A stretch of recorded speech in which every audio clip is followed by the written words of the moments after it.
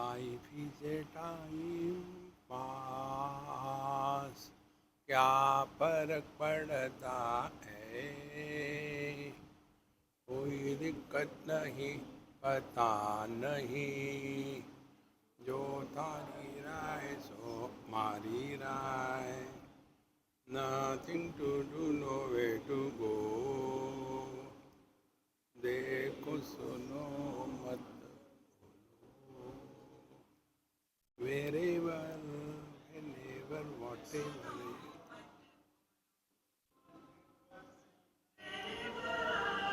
whenever, whatever you are, be 100% Karnataka, किसी को आओ मत कहो, किसी को जाओ मत कहो, ना कुछ पाना ना कुछ खोना, who asked you, be a zero complaint level, मौज में रहो, be happy.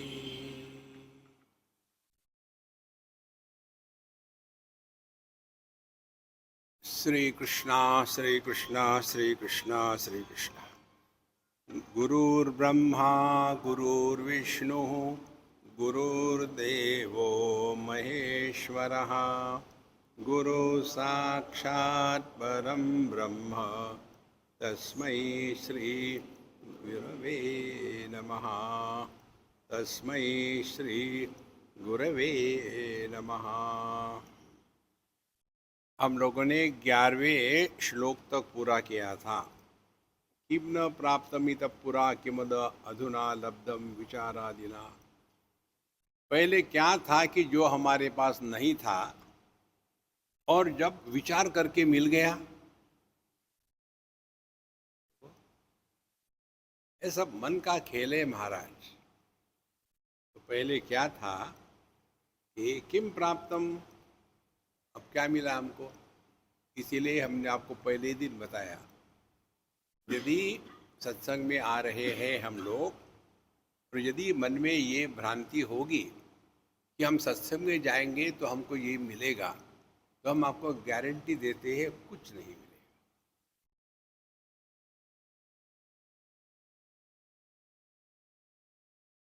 दो शब्द आते हैं केनोपनिषद में.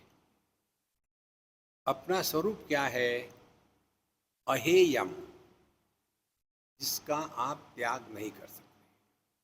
हेय माने त्यागने योग्य, अहेयम. और दूसरी बात आती है अनुपादेयम, उसको प्राप्त करने की संभावना नहीं है. माने जो लाभ हानि के परे है. तो ये लाभ हानि कहाँ से होती है हमको? ये अपने ही मन की भ्रांति है कि मेरे पास कुछ नहीं है. कारण क्या है? हमने अपने स्वरूप को नहीं पहचाना. इसीलिए किम प्राप्तम इतः पुरा किम अधुना लब्धम विचारादिना. तो विचार विचार विचार जो हम करते हैं, कहते हैं, क्या वो विचार है कि वो विकार है? विचार और विकार दोनों में क्या फर्क है? विकारों के गर्भ में विषय होते हैं. काम, किसका काम? लड्डू का. किसका काम? कार चाहिए नहीं. किसका काम? 1 BHK चाहिए. तो विकारों के गर्भ में विषय या व्यक्ति होते हैं. और विचार क्या है? विचार इन विकारों के गर्भ से जो वहाँ है उसको हटा देना. कितनी सिंपल बात है. दोनों विचार ही है, लेकिन विकार वो है जो हमको परेशान करते हैं, विक्षेपित करते हैं और कर्म में लगा देते हैं. और विचार वो है, वो हमको परेशानी से छुटकारा देते हैं. एक बच्चा था और उसको नियम था, जब तक ये नहीं करोगे खाना नहीं मिलेगा। एक दिन वो बच्चा गया सो खेलने के लिए, डट के खा के आया। तो घर के लोगों ने कहा आज किसी को खाना नहीं मिलेगा। बोले नहीं तो नहीं। क्यों? कि पेट भरा था ना। यदि हमको कामना नहीं है, यदि हमको रोग नहीं है, तो हम डॉक्टर के पास जाएंगे क्या? देखो, डॉक्टर के पास कौन जाता है? रोगी। इसी प्रकार से हम मंदिरों में जाते हैं। अब अपने आप में झांक के देखो, किसी का हमको तुलना नहीं करनी, किसी का इवैल्यूएशन नहीं करना। जब भी हम मंदिर में जाते हैं तो कुछ मांगते ही है ना। ये चाहिए, वो चाहिए, ऐसा चाहिए, वैसा चाहिए। यहाँ तक के ये जितने भी हमारे स्तोत्र होते हैं, स्तोत्र के अंत में जाकर के फलश्रुति आती है। फलश्रुति क्या है? विद्यार्थी लभेत विद्या, मोक्षार्थी लभेत मोक्ष, धनार्थी लभेत धन। माने ये करो तो ये मिलेगा। और ये दिमाग में हमारे ऐसा फिट हो गया है। एक बार हम वृंदावन में थे और वो एक सज्जन हमको पूछने लगे, स्वामी जी, हाँ जी, भगवान का नाम लेने से क्या मिलता है? हमने कहा तुम बनिया हो क्या? क्या मिलता है? कुछ नहीं मिलता। फिर क्यों ले? मतलब किसकी जरूरत है? आपके सामने खाना रखा है, हम क्यों खाएं? मत खाओ। It is your need that you eat. अन्न पड़ा रहेगा, कोई कुत्ता आके खा जाएगा, अन्न को कोई फर्क नहीं पड़ता। इसी प्रकार से परमात्मा को हमसे कुछ भी नहीं चाहिए, हमको चाहिए। कारण क्या है? हमने अपने स्वरूप को पहचाना नहीं। देखो महाराज, इसीलिए यस्मात् तत्सुख रूपमेव सततम ज्वाज्वल्यमानोस्म्य हम।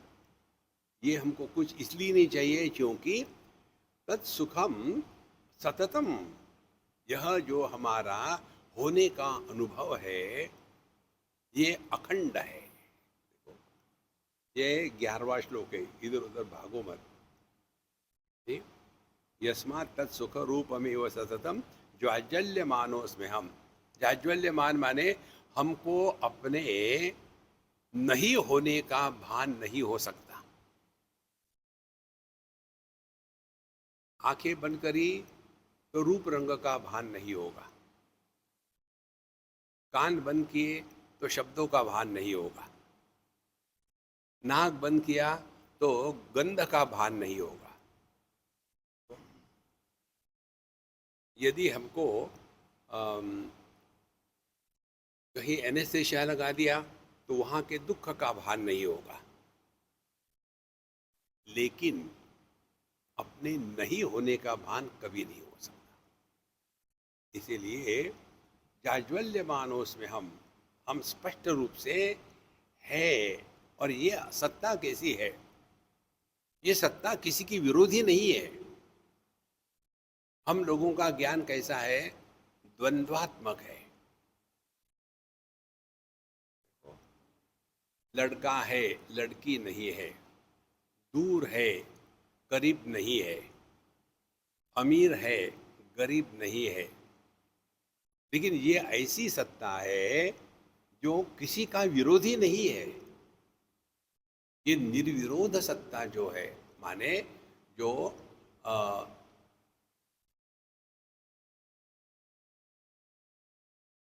भाव को भी आधार देती है और अभाव को भी आधार देती है। अब देखो, इसको ऐसा समझो, हम लोगों को प्रकाश का अर्थ क्या समझ में आता है? ये जो दिख रहा है ना, ये प्रकाश है। लेकिन यदि सूक्ष्मता से चिंतन करो तो पता चलेगा कि एक मोमबत्ती अंधकार के कमरे में है तो बड़ी जाज्वल्य होगी, तेज होगी। उसी मोमबत्ती को दोपहर 12 बजे सूर्य के प्रकाश में रखो तो उसकी कोई सत्ता ही नहीं। अब ये सूर्य के प्रकाश को प्रकाशित करने वाली कौन सी शक्ति है? हमारी दृष्टि। तो हमारी दृष्टि सूर्य प्रकाश से तेज है। लेकिन यदि हमने प्रकाश का अर्थ ऐसा कर लिया तो क्या ऐसा होगा कि सूर्य की तरफ देखा तो यहां से लाइट निकल रहा है? तो जो प्रकाशक होता है वो प्रकाश प्रदान करता है। देखो, सूर्य प्रकाश अंधकार का विरोधी है, अंधकार सूर्य प्रकाश का विरोधी है। हमारा ज्ञान किसी का विरोधी नहीं है।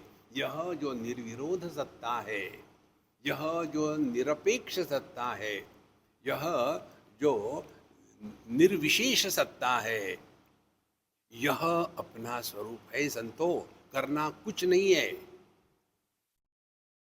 फिर क्या करे? देखो, करना कुछ नहीं है, क्या करे? सर खाओ। देखो महाराज, जब तक के दिमाग में ये भरा है ना, कुछ करना है, कुछ प्राप्त करना है, तब तक के धक्के ही खाते रहो। फिर क्या करे? Life is a time pass. जो करनी है वो करो, रिलैक्स हो जाओ, और कुछ नहीं है। तो मनुष्य अपने को बिजी इसीलिए रखता है ताकि हम अन्य के लिए समस्या ना हो। देखो, हमको कहते हैं लोग, स्वामी जी आप क्यों इतना दौड़ा भागी करते हो? यहाँ का सुबह का लेक्चर खत्म हो गया, टेक फ्लाइट और गए वहाँ, शाम को वहाँ शुरू, क्यों इतना? ठीक है भाई, हमारे बारे में ध्यान रखने से धन्यवाद। आज के बाद हम आपके घर में रहेंगे, कहीं नहीं जाएंगे। नहीं नहीं, हम वैसी बात नहीं कर रहे। देखो, लोग हमको इसलिए चाहते हैं कि उनको मालूम है ये टिकने वाला नहीं है।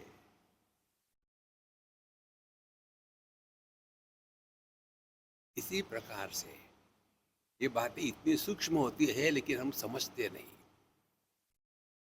आपको कथा पता है, यक्ष के यहाँ यज्ञ हो रहा था और सती को लगा हम अपने पिताजी के यहाँ जाएंगे। तो भोले बाबा ने कहा, देखो, जहाँ हमको निमंत्रण नहीं होता, जहाँ हमारा आना अपेक्षित नहीं है, वहाँ नहीं जाना चाहिए। होता है। हम रामायण तो पढ़ते हैं, कथा पढ़ते हैं, क्या सीखा? दूसरे की लाइफ में दखल लेना, यही तो संसार है। तो करे क्या? अपने आप को बिजी रखो, दूसरे के जीवन में दखल लेके नहीं, उसको जो करना है करने दो। वही बात होती है पति पत्नियों की। ये स्पष्ट समझ लेना चाहिए आदमियों ने कि घर की शोभा स्त्री के कारण होती है, पुरुष के कारण नहीं होती। पुरुष केवल चौकीदार है, घर में कोई गड़बड़ी ना हो। लेकिन इनका अहंकार चढ़ जाता है, तूने ऐसा क्यों, मैंने ऐसा क्यों किया। अरे राम राम, ये हमने मालूम है कहाँ से सीखा है? जैसे जैसे उम्र बढ़ती है ना आदमी की, वैसे वैसे स्त्री का आत्मविश्वास बढ़ता है, पुरुष का कम हो जाता है। बुढ़ापे में यदि पति मर जाए तो जो पत्नी है वो अपने आप को संभाल लेती है और सबको, अगल बगल के लोगों को भी संभाल लेती है। और यदि पत्नी मर जाए तो ये बुढ़ाऊ सबके लिए समस्या हो जाता है।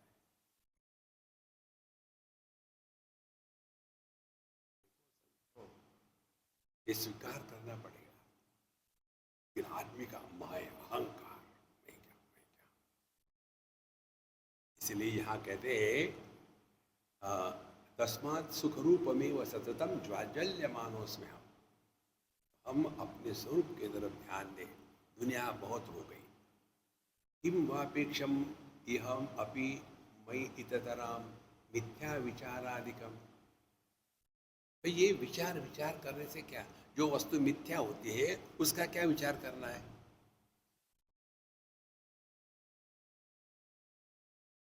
ये जो मृग जल है, मृग तृष्णा है, इस मृग जल को, मृग तृष्णा को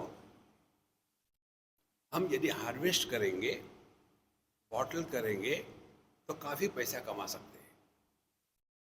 वो है क्या, तो क्यों टाइम बर्बाद कर रहे हैं? इसी प्रकार से ये दुनिया मृग तृष्णा के जैसी है।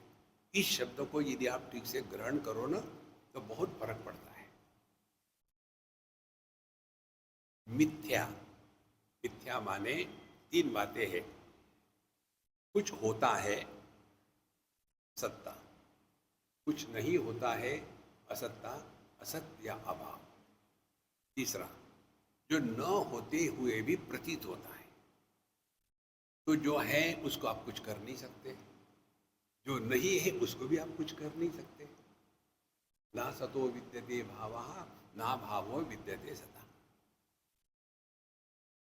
अब जो न होकर के प्रतीत हो रही है, वही हमारे जीवन में समस्या निर्माण करती है। अब उसके लिए ये समझना है कि न हो के प्रतीत क्या होता है, जिसको मिथ्या कहते हैं। तो अब चिंतन शुरू करो। मृग तृष्णा या मृग जल हमको परिस्थिति विशेष में ही अनुभव होता है। यदि वो परिस्थिति विशेष नहीं हो तो मृग जल का अनुभव नहीं होता। परिस्थिति विशेष, दोपहर का समय हो, सूर्य की किरणें पृथ्वी पर आ रही हो, गर्मी भयानक हो, उस समय गर्मी के कारण हवा भी गर्म होती है, उसमें से जब सूर्य की किरणें जाती है तो मानो वो हिलती दिखती है, उसमें प्रतिबिंब प्रतीत होता है। लेकिन इसका तात्पर्य ये नहीं कि वह पानी है। यदि कोई कहे कि मैं रात को आ रहा था 7-8 बजे के करीब, बीच में इतना बड़ा मिराज वाटर्स दिखा, तो किसको बेवकूफ बना रहे हैं यार। माने प्रतीति परिस्थिति विशेष में होती है ना। और ये सिद्धांत तो पकड़ लो, ये जो जागृत अवस्था है ये कब होती है? परिस्थिति विशेष क्या है? देहात्म भाव। देखो, हम पति पत्नी भाई बहन माँ बाप कब है? देहात्म भाव के बाद। करना कुछ नहीं है, केवल पहचानो संतो। ये नहीं पहचानते, इसीलिए हम परेशान हो जाते हैं। तो किम वापेक्षम इह मयि इतराम मिथ्या विचारादिकम द्वैताद्वैत विवर्जते समरसे मौनम परम सम्मतम। इसीलिए द्वैत है कि अद्वैत है कि विशिष्ट अद्वैत है कि क्या है, चक्कर में मत पड़ो। देखो, आपने देखा होगा जितने भी अध्यात्म में रहने वाले होते हैं ना, उनकी ब्रांड वैल्यू होती है। ये संप्रदाय का है, ये बाबा जी का शिष्य है, उसका वो है, ब्रांड लग गया। हमको पूछते हैं लोग, बम्बई में एयरपोर्ट पर हम बैठे थे, एक सज्जन आए, उनके बोलने से, व्यवहार से हमको पता चला ये सिंधी है। आकर के कहते, बाबा जी आपका नाम क्या है? हमने कहा आपने बता दिया ना, बाबा जी मेरा। आपके गुरु कौन है? ब्रांड। तो मैंने उनके चरण छुए, गुरु महाराज क्यों मजाक कर रहे हो? फिर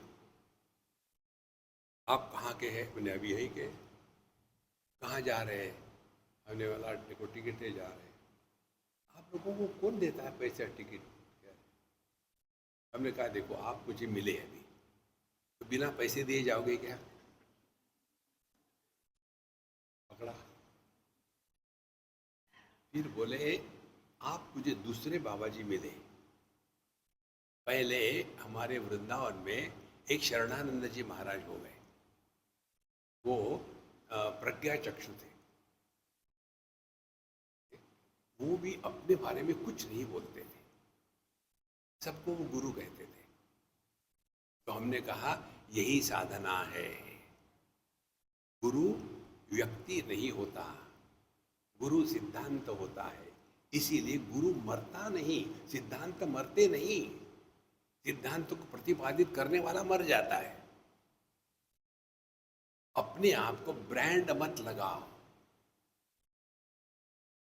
सबसे सीखना है। ये हमने भागवत महापुराण में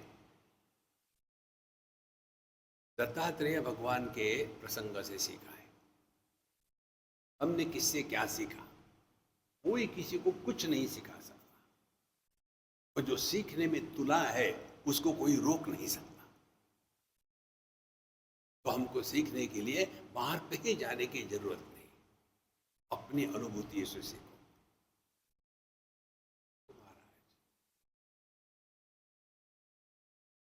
इसीलिए द्वैत है कि अद्वैत है कि विशिष्ट अद्वैत है, हमको क्या फर्क पड़ता है?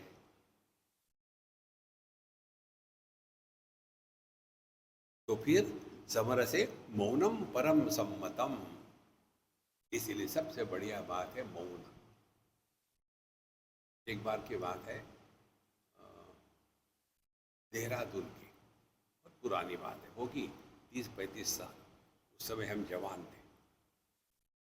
एक ये जो होते ना इंटरव्यू लेने वाले न्यूज़पेपर के, एक लड़की आ गई, बोले स्वामी जी आपका इंटरव्यू लेना है, और वो इंटरव्यू हम अपने न्यूज़पेपर में पब्लिश करेंगे ताकि आपकी पब्लिसिटी हो जाएगी, इसीलिए मैं यहाँ आई हूँ। उन्होंने एक कागज़ पकड़वा लिया, बोले ये प्रश्न है, इसके उत्तर आप तैयार करके रखना, मैं शाम को आऊँगी।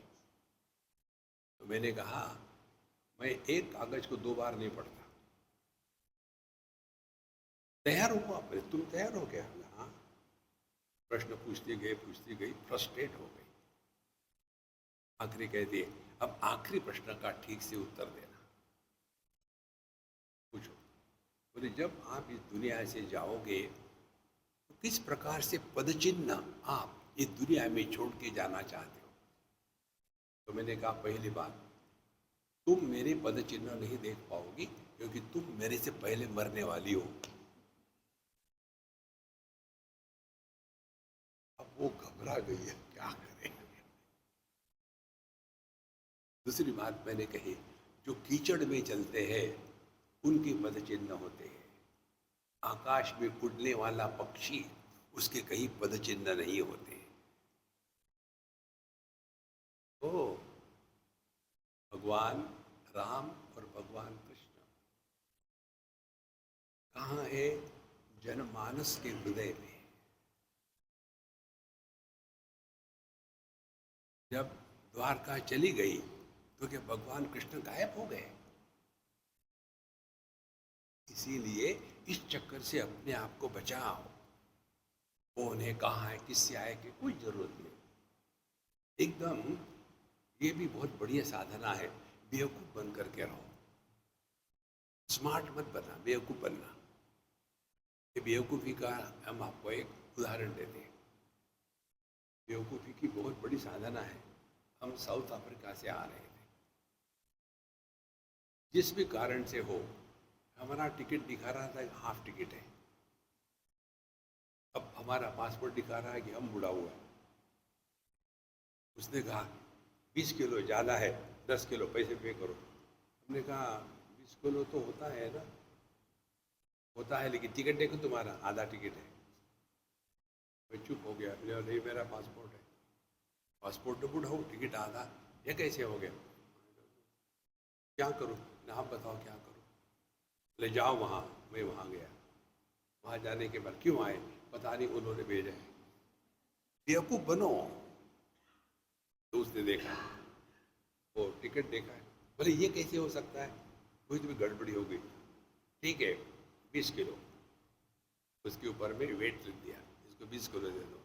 मैं वापस आया, क्या हुआ? पता नहीं, देखो तो 20 kilo plus 10 kilo 30 kilo weight.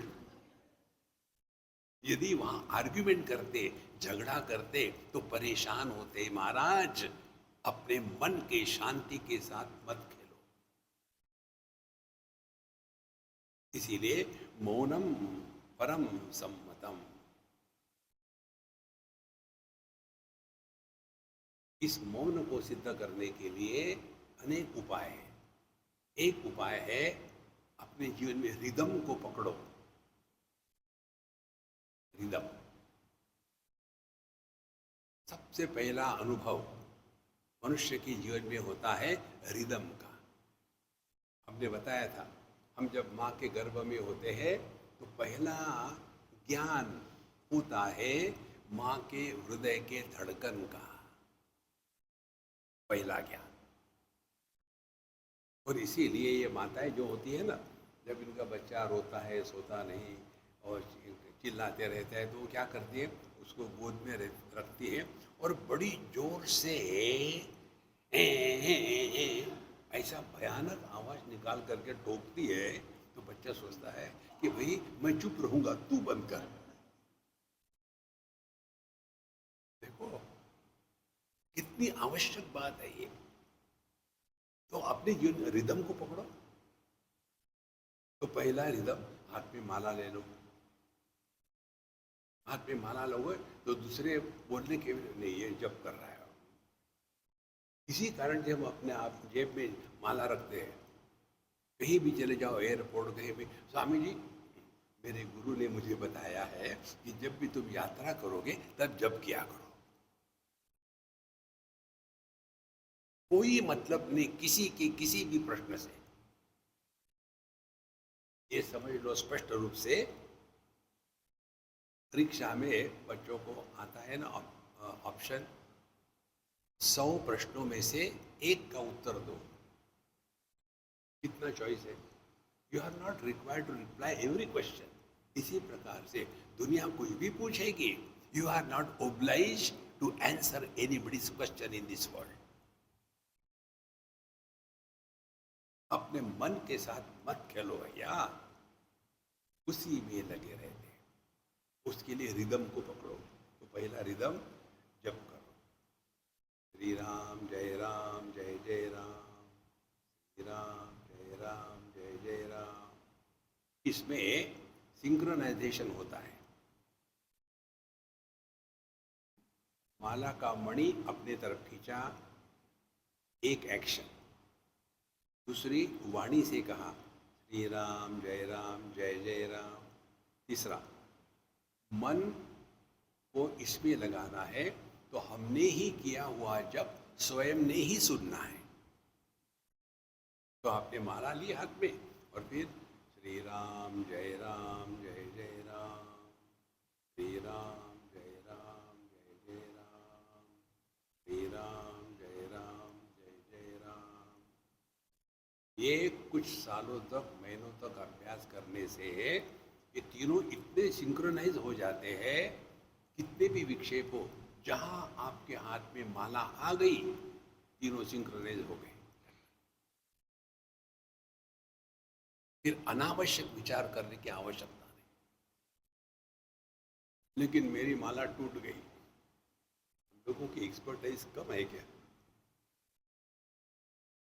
मैं करना चाहता लेकिन माला टूट गई, क्या करूं? चलते हो ना कि पैर टूट गए, नहीं चलते। तो पैरों के रिदम के साथ भगवान का नाम जोड़ लो। हरि ओम हरि ओम हरि ओम हरि ओम हरि ओम हरि ओम हरि ओम हरि ओम। रिदम हो रहा, अनावश्यक विचार गायब। लेकिन बाहर तो बारिश हो रही है, क्या करें? फिर बैठ सकते हो कि बैठ भी नहीं थे, बैठ तो सकते हैं। तो अपने सांसों का जो रिदम है उसके साथ लगा लो। अंदर गया हरि ओम, बाहर आया हरि ओम।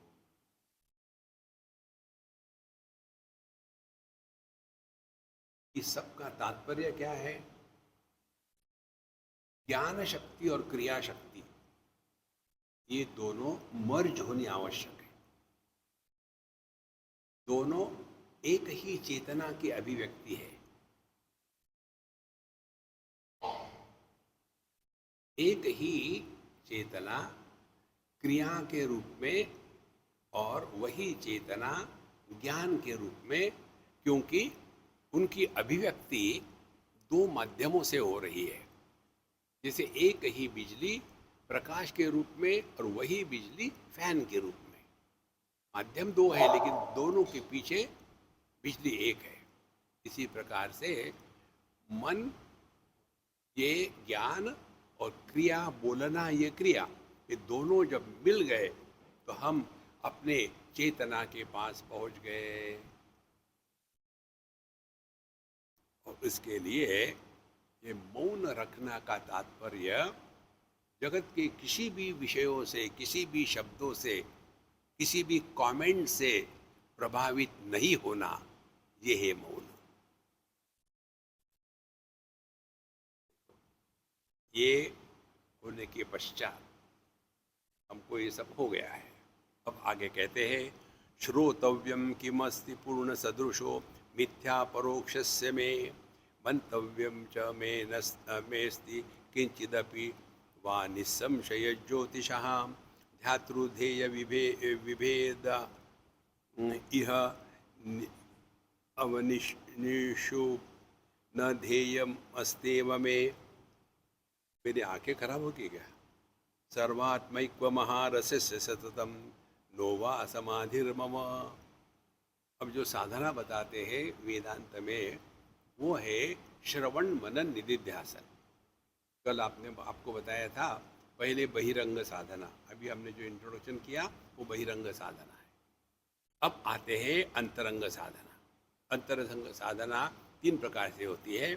एक है हमको मालूम नहीं तो सत्संग सुनो। देखो, अज्ञान यदि है तो ज्ञान प्राप्ति के लिए प्रयत्न करो। तो I do not know, listen to satsang. और यहाँ भी ध्यान से सुनना। सत्संग दो प्रकार से, एक तो शास्त्रों का अध्ययन करके उसकी सूक्ष्मता को समझ लेना, लेकिन ये सबके लिए संभव नहीं है। ऐसे जो होते हैं उनको बताया जाता है, तद विज्ञानार्थम गुरु में वा विगच्छेद समित पाणी ही श्रोत्रिय ब्रह्मनिष्ठ।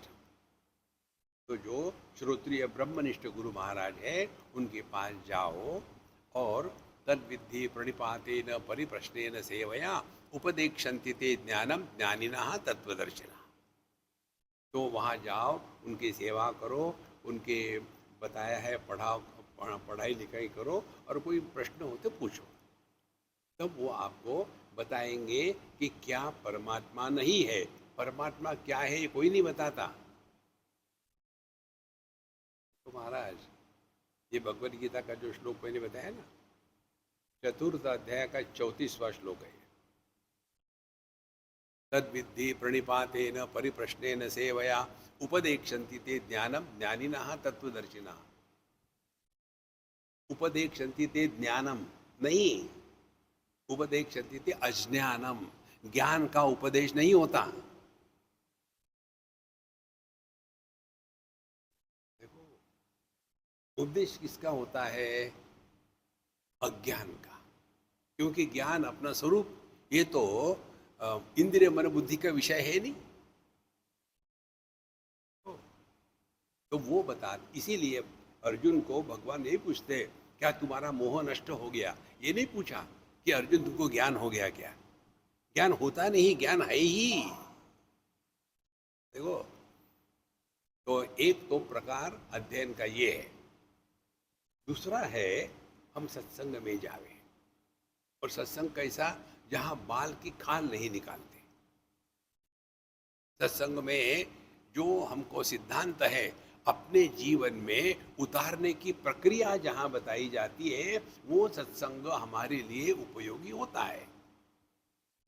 नहीं तो यही उस उपनिषद में ये कहा, इसमें ये कहा, इसमें ऐसा क्यों, उसमें वैसा क्यों कहा, ये इसका तात्पर्य नहीं है। देखो, जैसे भागवत महापुराण में आता है कि भगवान की कथा सुनने से उद्धार हो जाता है। फिर भी वो कथा होने के बाद वो तक्षक आया, परीक्षित को डसा, परीक्षित मर गया। तो क्या मिला?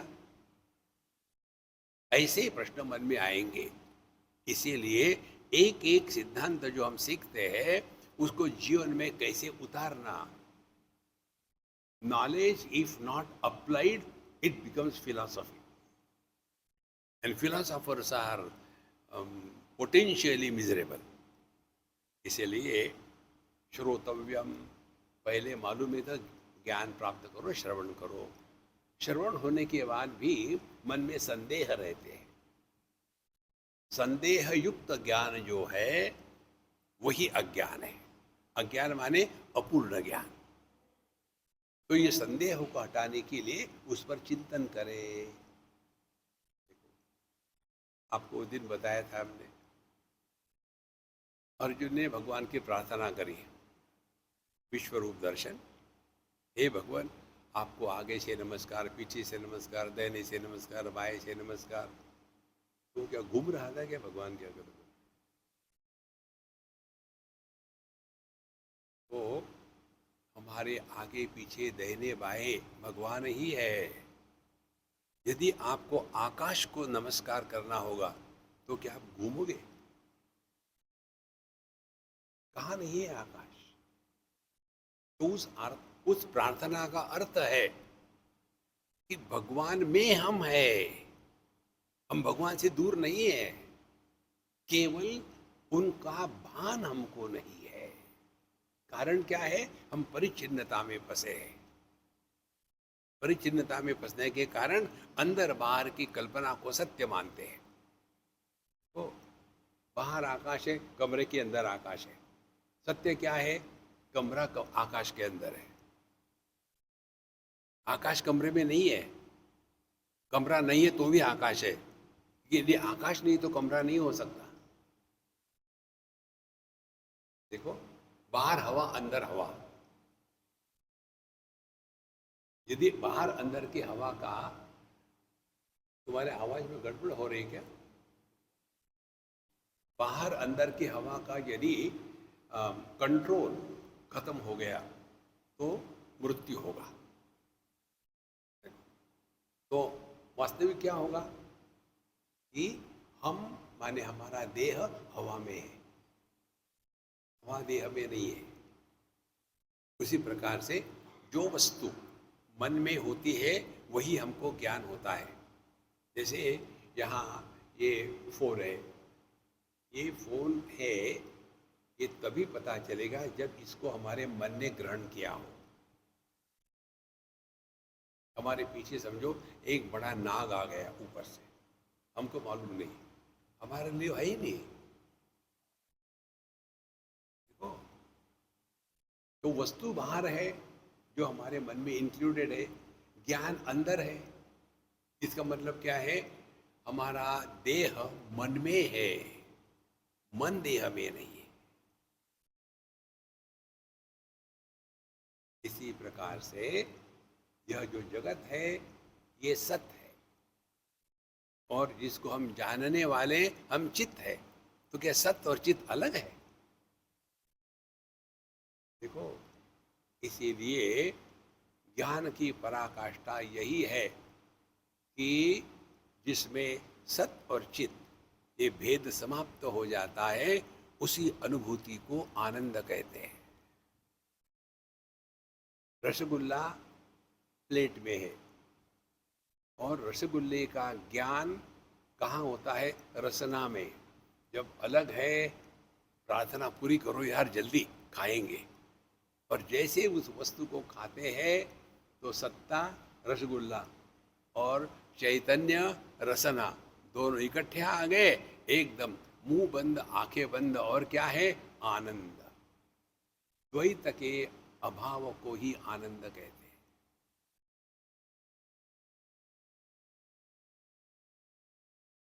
द्वैत में जड़ चेतन में होता है. ये फोन है और ये लकड़ी है, इनमें कोई द्वैत नहीं है, ये दोनों जड़ है. द्वैत तो होता है जड़ चेतन के संपर्क से. इसीलिए क्या इसमें हमको मनन करना है? सब ठीक है यार, रिलैक्स. तो श्रोतव्यम किमस्ति पूर्ण सदृशो मिथ्या अपरोक्ष से में. ये सब मिथ्या है। और मैं कौन हूँ? अपरोक्ष हूँ। अपरोक्ष माने अपने होने के लिए किसी के भी प्रमाण की अपेक्षा नहीं है। शब्द के होने के लिए श्रवण शक्ति की अपेक्षा है, रूप रंग की सिद्धि होने के लिए दृष्टि की अपेक्षा है,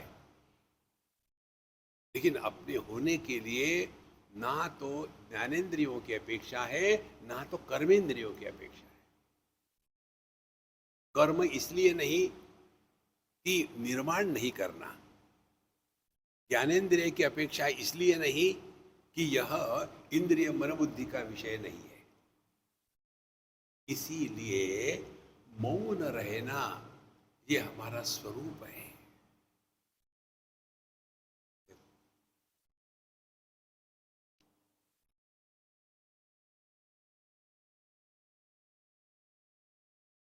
ये पंखा बंद कर दो।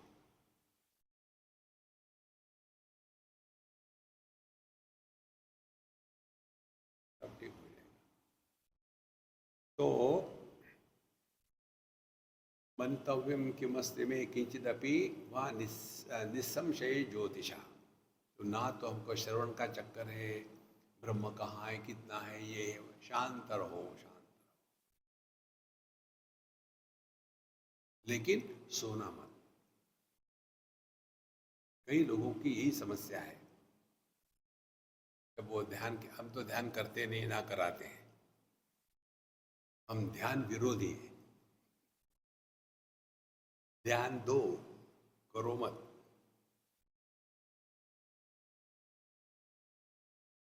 तो फिर भी प्रश्न पूछे, स्वामी जी हमारे आश्रम में वहाँ मेडिटेशन होता है, मेरा तो होता ही नहीं।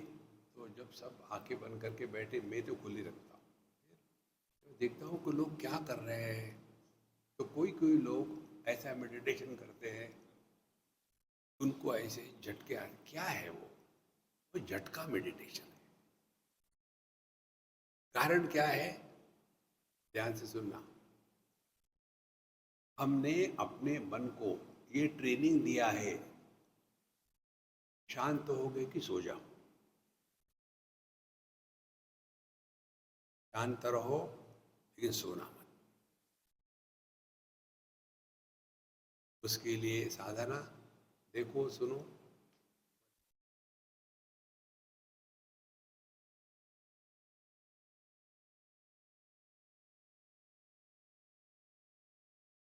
इस समय आप में जो सो नहीं रहे हैं वो ठीक है, जो सो रहे हैं वो रियलाइज। देखो महाराज, कारण एक ही है। शांत मन को रहना माने मन अपने अस्तित्व को खो देता है। मन क्या है? मन में अहम इदम का व्यापार होता है। अहम इदम का व्यापार, अहम माने मैं, इदम माने वो, इनका व्यापार है मन। और यदि इदम को देखा और कमेंट्री नहीं हुई, देखा सुना मत बोलो, कमेंट्री नहीं हुई, तो अहम पैदा नहीं होता। जब अहम पैदा नहीं तो इदम की कोई सत्ता नहीं। यह जो अहम इदम भेद रहित अनुभूति है वो अपना स्वरूप है। क्या बोलना है इसमें? तो ध्यातृधेय विभेद, विभेद अनिवपुषो न ध्येय अस्तेव में। उसके तीसरी बात, पहले श्रवण हो गया, मनन हो गया, अब तीसरी बात होती है निधिध्यासन। वो बाद में आएगी। निधिध्यासन का मतलब ध्यान नहीं है। देखो कई लोग निधिध्यासन का अर्थ मेडिटेशन करते हैं। निधिध्यासन माने कामी ही नारी प्यारी जिमी, लोभी ही प्रिय जिमी दाम, जिमी रघुनाथ निरंतर प्रिय लागो मोहि राम। यही निधिध्यासन। जैसे लोभी व्यक्ति को जहां भी जाएगा पैसे के सिवा दूसरा विचार मन में आता ही नहीं, कहीं भी चले जाए। एक बार हम किसी क्रिमेशन में थे, तो एक सज्जन ने हमको पूछा, स्वामी जी इसको जलने के लिए कितना टाइम लगता है? हमने, यार मुझे अनुभव नहीं है, तुम बताओ। प्रश्न कुछ भी पूछते हैं लोग। तो बोले मुझे पता है। मैंने, फिर बताओ।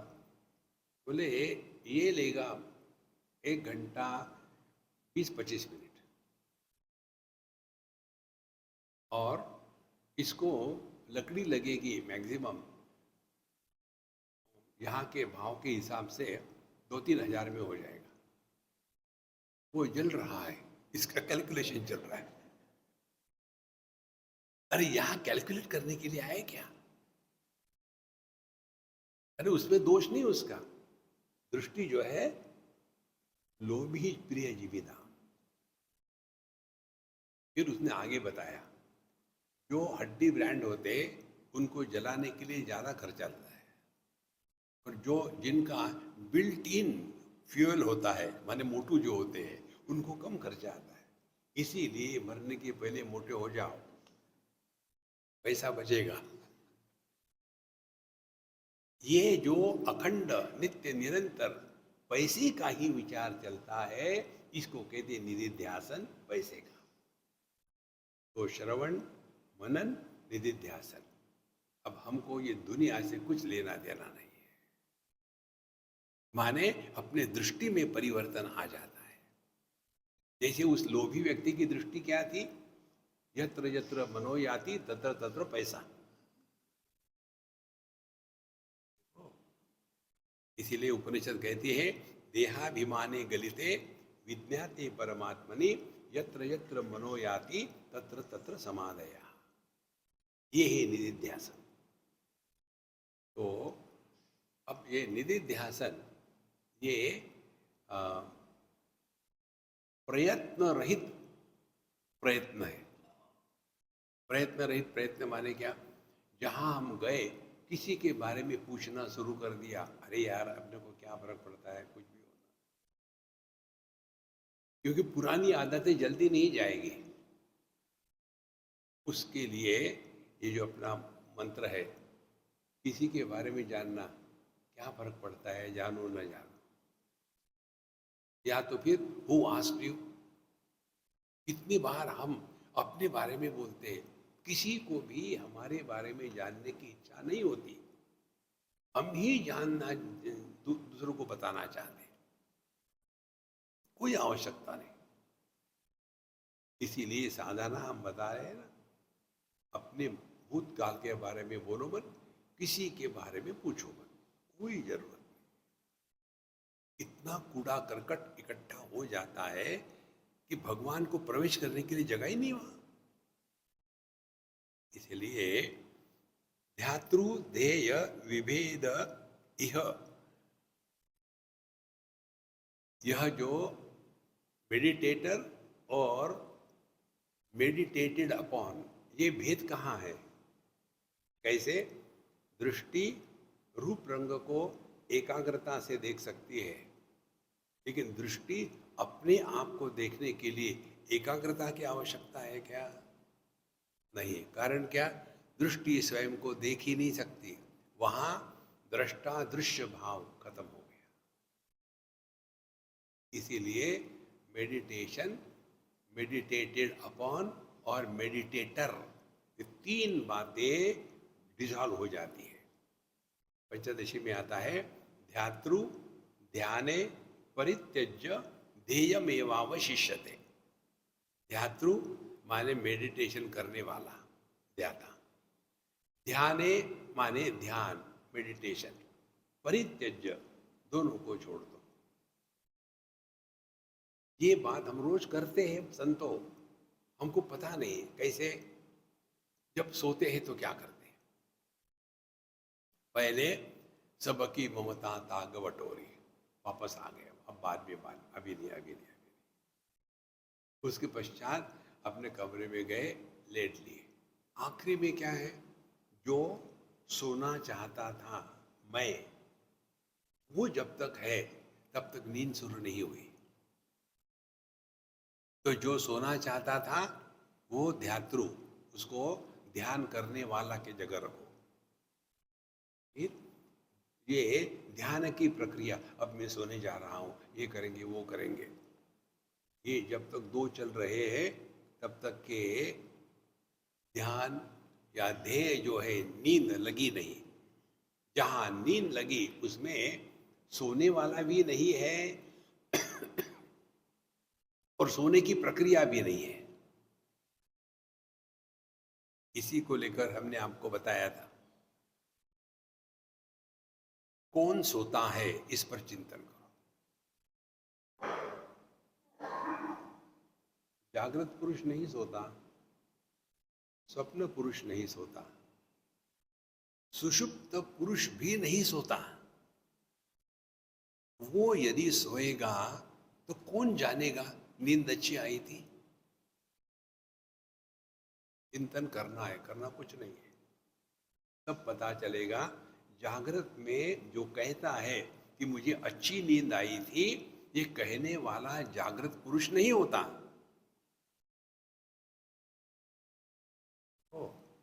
ये कैसे संभव है? कर्नाटक, एक लड़का स्टेज पर एक्टर, एक लड़की स्टेज पर एक्ट्रेस, लड़का आकर के हाथ में फूल लेता है, कहता है Honey darling I love you, I propose you. तो उस समय दिख रहा है सब कुछ हो रहा है, लेकिन ना तो वो लवता है ना प्रपोजता है, नाटक चल रहा है। मैं यह बोल रहा हूं, आप सुन रहे हैं, नाटक चल रहा है। यदि मेरे मन में ये भ्रांति होगी कि मेरे सत्संग के कारण आप में परिवर्तन आएगा, तो मेरे जैसा महामूर्ख मैं ही अम्बे कोई परिवर्तन आया क्या? कितने सत्संग आगे चले गए। दुनिया में कोई किसी को नहीं बदल सकता, जो स्वयं को बदलना चाहता है उसको भगवान भी रोक नहीं सकते। और हमारी समस्या यही है, दूसरों को सुधारो, अपना तो सत्यानाश कर लिया और दूसरों का करो। इसीलिए संतो, आध्यात्मिक साधना ध्यातृध्रेय विभेद इह अवनिषु न ध्येयमस्तेव में। हमको कुछ प्राप्त नहीं करना है। मस्त रहो, चुस्त रहो, स्वस्थ रहो, व्यस्त रहो। देखो, जीवन निष्काम होना चाहिए, लेकिन निष्प्रयोजन नहीं होना चाहिए। निष्काम माने मुझे क्या मिलेगा ये चक्कर नहीं, लेकिन निष्प्रयोजन नहीं। प्रयोजन क्या है? प्रयोजन यही है कि नित्य निरंतर हर एक प्रकार के कार्य में हमारा मन शांत प्रसन्न रहे। ये तो यहाँ का वहाँ, वहाँ का वहाँ फ्रस्ट्रेट होकर के रहते हैं। अच्छा महाराज, उसके पश्चात अगले श्लोक में कहते हैं, आत्मानात्म विवेचना पविमम नो विद्वत् कृता रोचते, अनात्मा नास्ति यदस्ति गोचर वपु, को वा विवेक्तुम क्षमी, मिथ्यावाद विचार चिंतनमहो कुर्वन्ते दृष्टात्मका, भ्रांता एव न पारगा दृढ़धियस्तुष्टिम शिलावस्थिता। अब क्या है साधना? विवेक चूड़ामणि में शिष्य, योग्य शिष्य गुरु महाराज को पूछता है, को नाम बंधो कथमेश आगतः, कथम प्रतिष्ठास्य कथम विमोक्षः, को सावनात्मा परमक्क आत्मा, तयोः विवेकः, कथम एतत् उच्यताम्। 7 प्रश्न पूछते हैं वहाँ। ये आध्यात्मिक प्रश्न है। को नाम बंधः, बंधन किसको कहते? कथमेश आगता, कहाँ से आया? इसी को लेकर के यहाँ कहते हैं कि आत्मा अनात्मा विवेचन अपि मम न विद्वत् कृता रोचते। आत्मा अनात्मा का क्या विवेक करना है। अब ये भिन्न प्रकार से बताया, ध्यान से सुनना। पहली स्टेप ये होती है कि दृश्य जो है दृष्टा से अन्य है। पहली स्टेप ये। तो जैसे रूप रंग दृष्टि से अन्य है, इसीलिए रूप रंग का प्रभाव दृष्टि पर नहीं पड़ता। पहली स्टेप साधना की। अब क्या हमेशा आंखें बंद करके रहेंगे? नहीं। तो फिर अब नेक्स्ट स्टेप, दृष्टि और दृश्य ये क्या है? दृष्टि है कारण, दृश्य है कार्य। कारण निर्गुण निराकार होता है, कार्य सगुण साकार होता है। कार्य रूप रंग, रूप अनेक है, रंग अनेक है। लाल रंग पीला नहीं है, पीला हरा नहीं है, हरा काला नहीं है। लेकिन ये भिन्न भिन्न अनेक रंग को प्रकाशित करने वाली दृष्टि, उसका अपना कोई रंग नहीं है।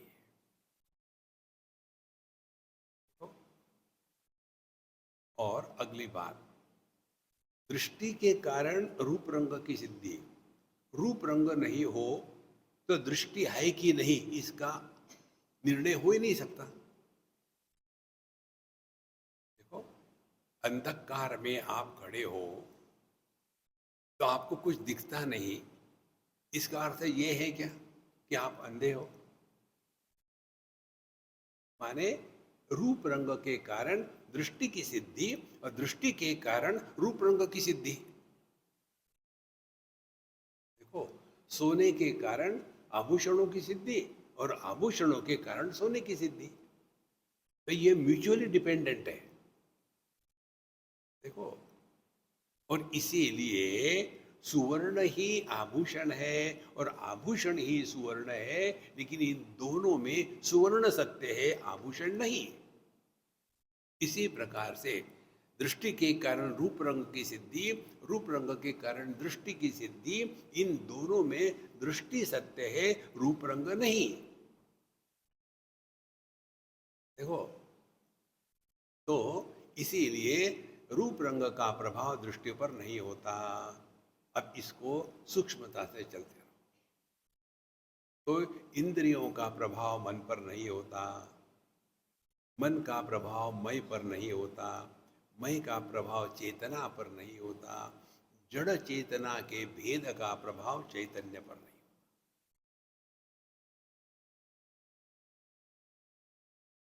आत्मा अनात्मा विवेक इसको कहते हैं। कहते हैं विद्वत कृता न रोचते, हमको क्या फर्क पड़ता है, ठीक है आत्मा है अनात्मा है, अपने में मस्त रहो।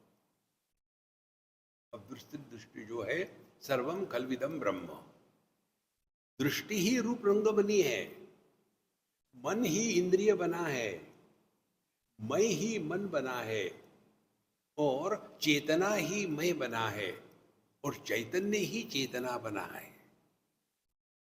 दो दृष्टियां हो गई, एक ब्रह्म सत्यम जगन मिथ्या, दूसरा सर्वम खलविदम ब्रह्म। और दोनों को इकट्ठा कर लो तो क्या निकलेगा? जब जगत को मिथ्या के रूप में स्वीकार करेंगे तो जगत के प्रति इच्छा नहीं होगी। जगत को आत्म रूप से स्वीकार करोगे तो हमको अपनी इच्छा कभी नहीं होती।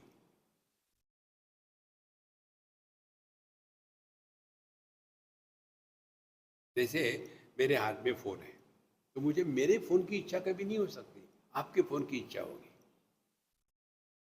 इसी प्रकार से इन दोनों का तात्पर्य एक ही है। ये इसीलिए हमको कठोपनिषद का जो अंतिम मंत्र है हमको सबसे ज्यादा प्यारा है। यदा सर्वे प्रमुच्यन्ते कामा यस्य वृद्धिश्रिताः अथमर्त्यः अमृतो भवति अत्र ब्रह्म समश्नुते। जब हमारे अंतःकरण में कामना 100% खत्म हो जाती है, माने क्या, जो थारी रहा है सो मारी रहा है, अत्र ब्रह्म समश्नुते, आप परमात्मा स्वरूप हो। क्यों? कि अनंत में इच्छा निर्माण नहीं होती, सुषुप्ति में हम अनंत होते हैं, इसीलिए कोई भी इच्छा नहीं। जहां इच्छा प्रकट हो गई, हमने अपने आप को देह के साथ तादात्म्य कर लिया। इसीलिए आत्मा अनात्म विवेचनापमिवन विद्वत कृता रोचते, अनात्मा नास्ति यदस्ति गोचर वपु को वा विवेक तुम क्षमी। अनात्मा कुछ है ही नहीं।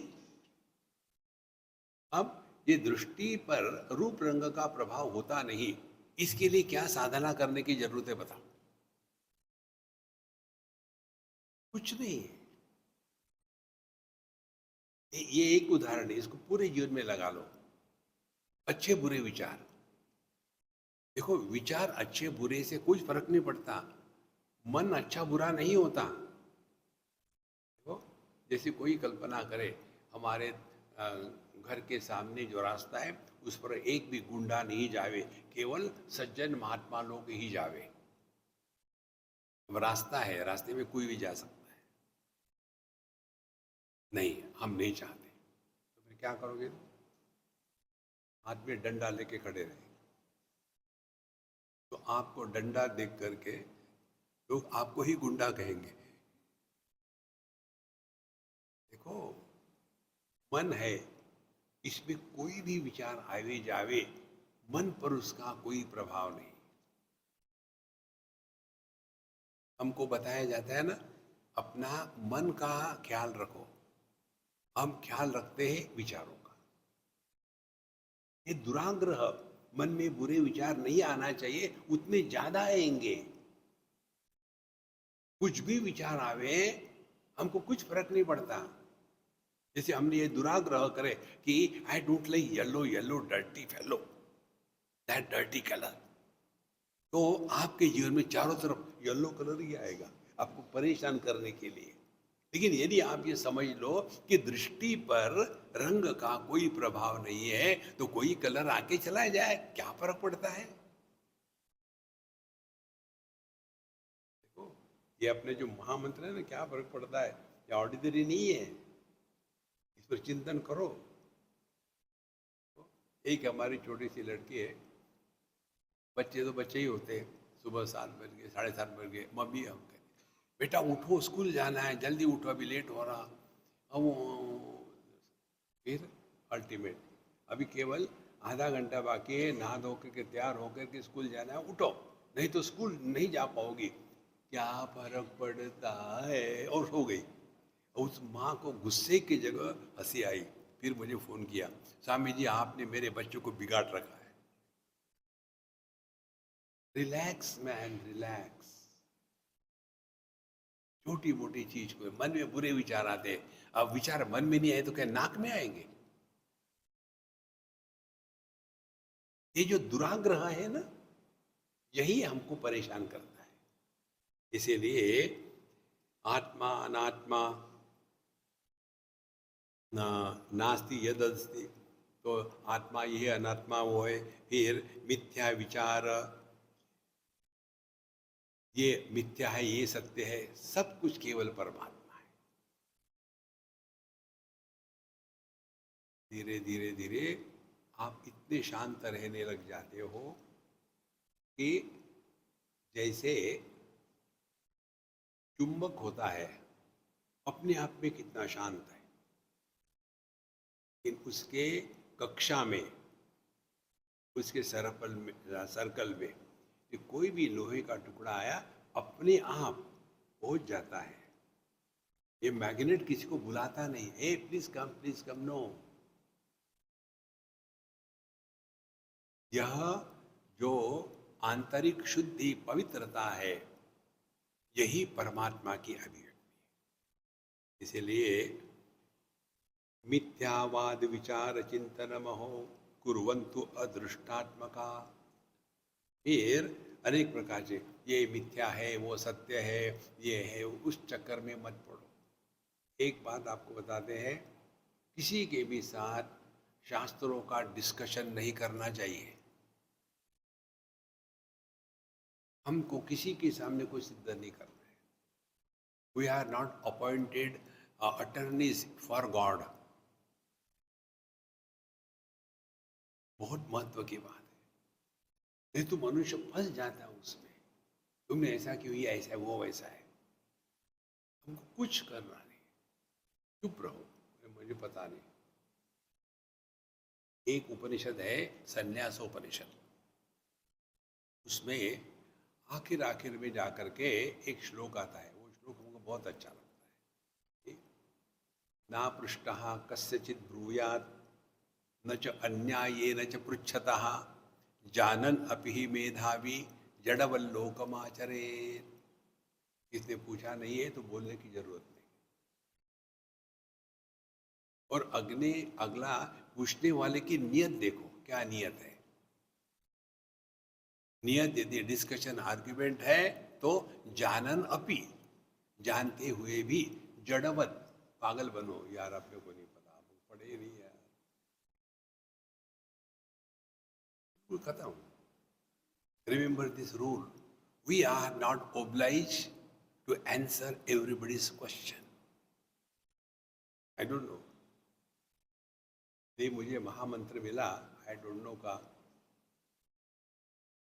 हमारे भारतीय NRI के अमेरिकन बच्चों से। उनको कुछ भी पूछो आप, वो सीधा उत्तर नहीं देंगे। अपने इंडिया के बच्चे कैसे अच्छी अंग्रेजी बोलते हैं, वहाँ के बच्चों को बोलना भी नहीं आता। उनको पूछो, हे तुम बड़े होके क्या बनना चाहते हो? ओम भूर्भुवः स्वः, वैसे हाँ ऊ ई, फिर तत्सवितुर्वरेण्यम, आई डोंट नो। और ये आई डोंट नो ऐसा उत्तर है, उसके बाद प्रश्न आता ही नहीं कुछ। यही महामंत्र हमने लिया है। फालतू की चीज जब कोई पूछते हैं, आई डोंट नो। ये भगवद गीता इतनी लंबी, हमको पाठ करने के लिए इतना समय लगता है, तो भगवान ने अर्जुन को कैसी बताई होगी, आई डोंट नो।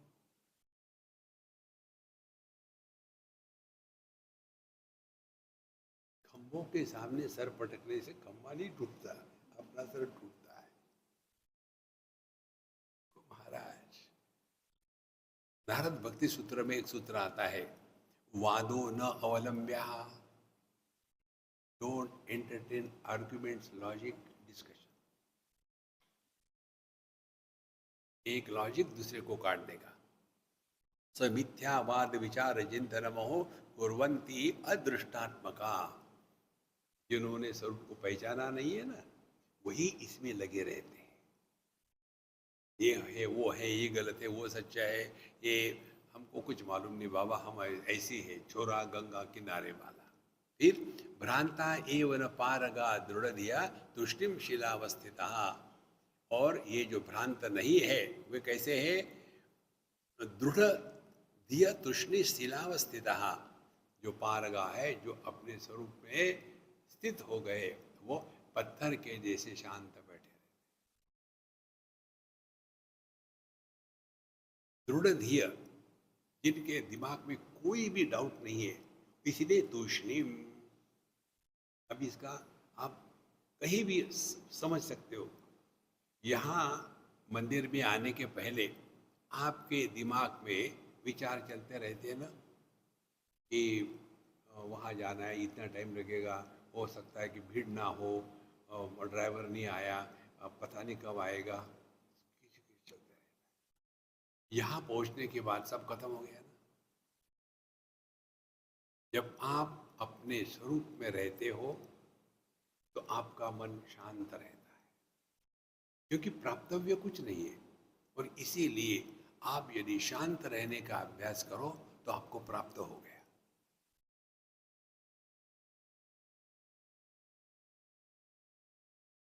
कुछ प्राप्त नहीं करना संतो, कुछ नहीं प्राप्त करना है, और कुछ खोना भी नहीं, ना कुछ पाना ना कुछ खोना।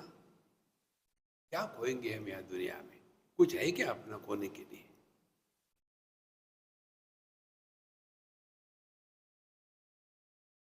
ना मरने की तमन्ना है, ना जीने का इरादा है। फिर life is a time pass. मस्त रहो, चुस्त रहो, स्वस्थ रहो, व्यस्त रहो। सबसे महत्व की बात, अपने आप को बिजी रखो, खाली मत बैठो। Produce wealth till the last day. तो समाज सेवा करने से ज्यादा produce wealth and then use that will for something better. क्योंकि जब आप पैसे के पीछे लगते हो लेकिन स्वार्थ से प्रेरित होकर के नहीं, तब देखो आपका मन एकाग्र होगा। इसके बारे में एक उदाहरण दिया था आपको हमने। एक हमारे मित्र हैं दक्षिणी, आजकल वो बेंगलोर में है, बड़े घनिष्ठ मित्र। जब वो बम्बई में रिटायर हो गए सिविल इंजीनियर, तो उनका प्रोग्राम हुआ, तो उसके पश्चात उन्होंने कहा कि स्वामी जी अपने वो इसमें डिस्कशन में डिनर का प्रोग्राम था, अब मैंने निर्णय ले लिया है कि इसके बाद मैं स्वामी जी की सेवा करूंगा, उनके लिए सब कुछ करूंगा, खाना बनाना सब कुछ भाई यही मेरे जीवन का लक्ष्य है। हमने कहा चुप, तुम लोगों से बचने के लिए मेरा कोई आश्रम नहीं है, मेरे पीछे मत लगना। फिर मैं क्या करूँ? है ना, ये मेरे लिए करना चाहते हो ना, हाँ तो मेरे लिए वही करो जो मुझे पसंद है। सिंपल गणित। ये जो सेवा करने वाले होते हैं ना, अपनी खुजली निकालते हैं हम पर, हमको जो चाहिए वो करो ना। क्या करूं स्वामी जी? हमने कहा तुम्हारा जो एक्सपर्टाइज है उसी के लिए फिर से जॉब ढूंढो। स्वामी जी अरे चुप रहो, अब सुनो पूरा, और वो जॉब को मिलेगा, मिलने के बाद मुझे बताओ। अब वो लग गए अप्लाई करने के लिए। अब उनको कोई 1 महीने के अंदर में मिडिल ईस्ट में जॉब मिल गई, वहाँ कंस्ट्रक्शन चलते ही रहता है। पूरी सारी जॉब मिल गई है, मैं दुबई आ गया हूँ। बहुत बढ़िया। तनख्वाह कितना है? बोले 7 लाख रुपए।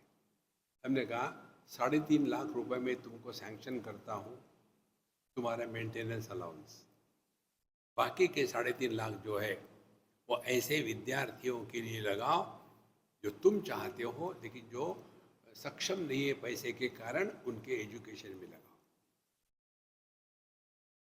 उसने शुरू कर दिया और 3 साल के बाद जॉब खत्म हो गया। हमने कहा कि अब तुम क्या करना चाहते हो?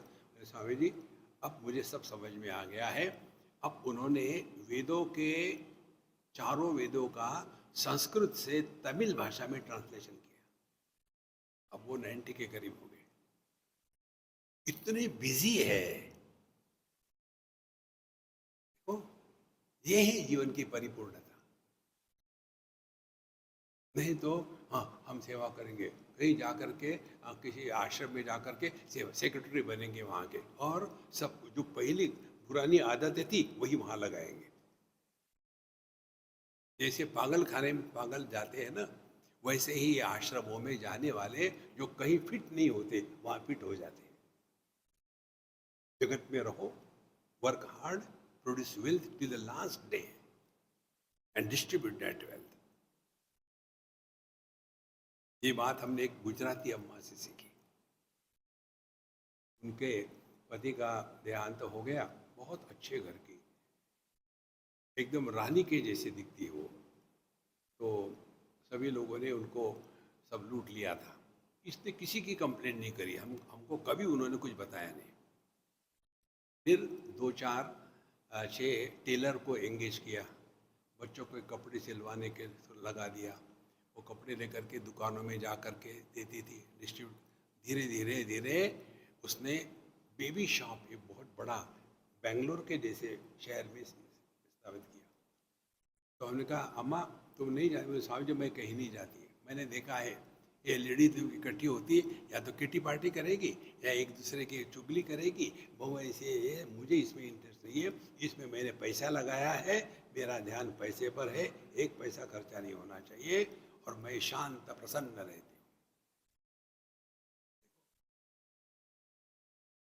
रिटायर मत होना। रिटायर जो होते हैं वो घर में सबके लिए समस्या होते हैं। बहू ब्रेकफास्ट के लिए क्या है, लंच के लिए, जिंदगी में गोबर बनाने की सिवा कुछ किया ही नहीं। Don't retire, work hard till the last day of your life. मुझे क्या मिलेगा ये प्रश्न मन में नहीं आना चाहिए।